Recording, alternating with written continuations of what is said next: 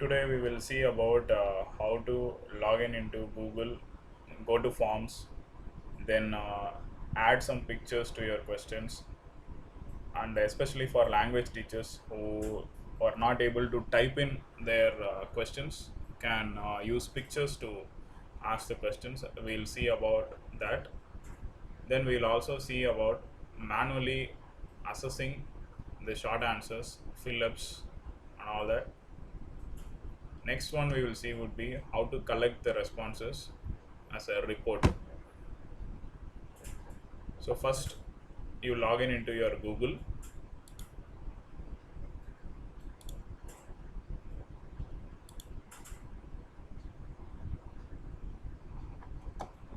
So once you log in, you enter into forms.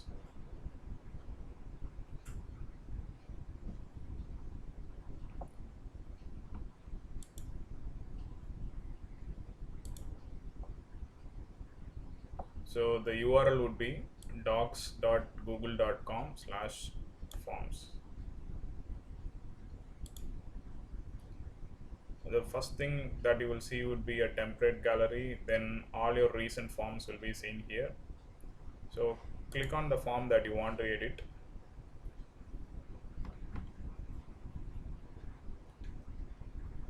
So for Tamil, I think we can use this particular website to type in something.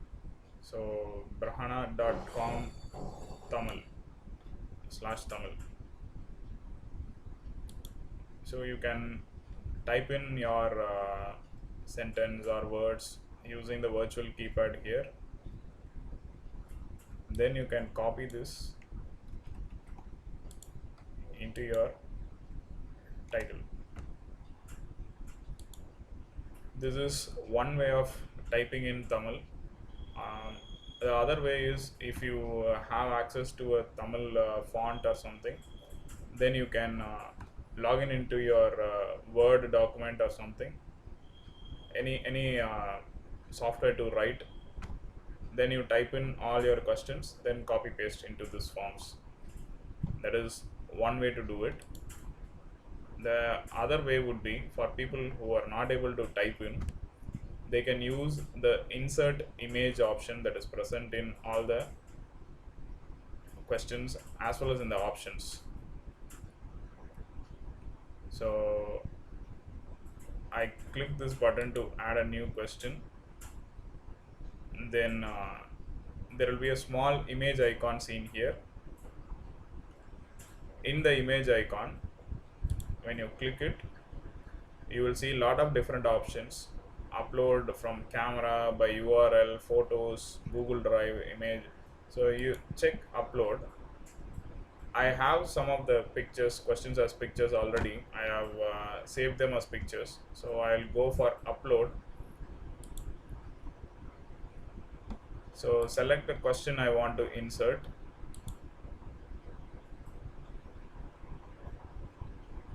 And it gets automatically uploaded here. And then since the options are already there written on the question, so I enter some more options for the students to select. So they'll select from three options, option A, B and C. So I've mentioned it as option 1, option 2 and option 3. So if you want to give the option as the other pictures, then you can add image. Every image can be added to the options if you want. Instead of writing the options in the question, you can write the options separately, take a picture, save it, and then use this add image to insert it again. Okay. Now you can mark this as required. This is one way to do it. And if you want to set an answer key for this, if you want to evaluate the answers as the student submits, then go to settings, then go to quizzes, enable this, make this as a quiz, enable it, then click save. So this allows me to enter an answer key. Suppose, imagine the option 1 is the right answer, so select the right answer, which will give a green tick mark to it. Then don't forget to click on done. So this now sets the answer. So as the student submits this answer, it will be evaluated. You can see a preview of this, how it would be for the student. When you scroll up, you will see a preview icon here. Click on it. The question will appear to the student as it is. Okay. So the student will see the question as a picture, and then he will have options to select from. So imagine the student selects the right answer, option 1, then he hits submit. This will be like this for the student, and when the student presses view score, it gives him the valid answer key also. So this is one way of doing it. The other way, as I said, you can type in into some notepad or text document, then copy paste your questions into the corresponding tabs. The next thing is how to manually edit your responses. So for that I will use a different form. So let me go back to the home page. I already conducted a small sample assessment, so I'll try to use that assessment to show you the responses. So select the test that has been completed. You select this.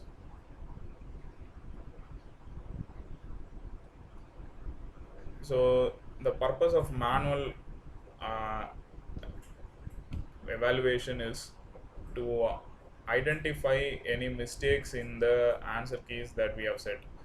Since this is a system evaluated thing, caps to small letter can make a big difference in the answer. So we will try to evaluate the short answers manually and then allot marks for the student. The complete response can be evaluated, and then the student can be given the final assessment score. So when you enter the assessment that you have already created, and if the students have submitted it already, you will see responses here. You will see the number of response also. So when you click that, you will see a particular tab here, accepting response and not accepting responses.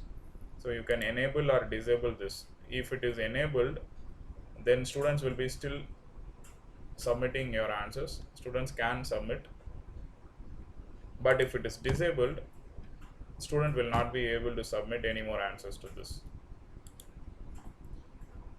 And you can limit the number of responses to your form by clicking on settings, going to general, and limit to one response. If you enable this, student will be required to will be submitting only one response from one particular email ID that he or she uses.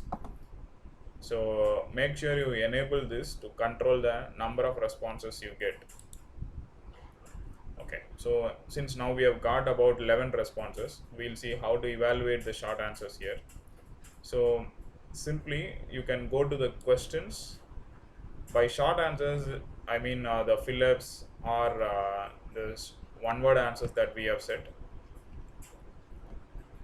You click on questions, select the question you want to evaluate. For example, I want to evaluate the fill-up, the process by which water is broken down by plants is called. So I want to evaluate this. So I select the question from the drop down here. So this will show me all the 11 responses from different people. Okay, so this is the question number. You can scroll through different questions. So I want to evaluate question 8 out of the 11 out of the 10 questions. The 11th one is the name here. So if already an answer key is set, you can see here the answer key is there. But if you still want to evaluate manually, say for example you want to allot some marks by considering some genuine mistakes or cases where the student was not able to type in the spelling properly or something like that, you can you see different responses here. So you go here and then say, for example, um, this transpiration, suppose imagine this is the right answer, but it is marked as wrong here, and it is not graded, the points are not allotted here. So what I can do is, you click on mark as correct. This will allot the points automatically, and you can click on save, so that the key gets registered for the particular answer. So you can see that these two students have answered this as transpiration. Now they, both of them, they get marks. So to confirm that, you go to individual assessment, then you click on, you select the particular student who answered that as transpiration, and then you go to the particular answer and see whether the point is allotted. You can see that now it is showing up as the right one and the point is allotted. So but the automatic evaluation was showing it as wrong, but manually I have given marks for this.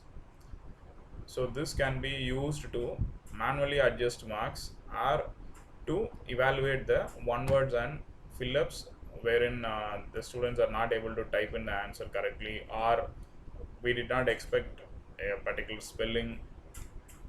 Instead of giving so many right answer combinations, we can use this to, you can use manually evaluation to allot marks, and this can be sent out to the students finally. When you go to the responses tab, then you will see summary, questions and individual. In the individual, you will see something called as release score. When you click on release score, you will see lot of email IDs that the students have entered. So these are the responses you got.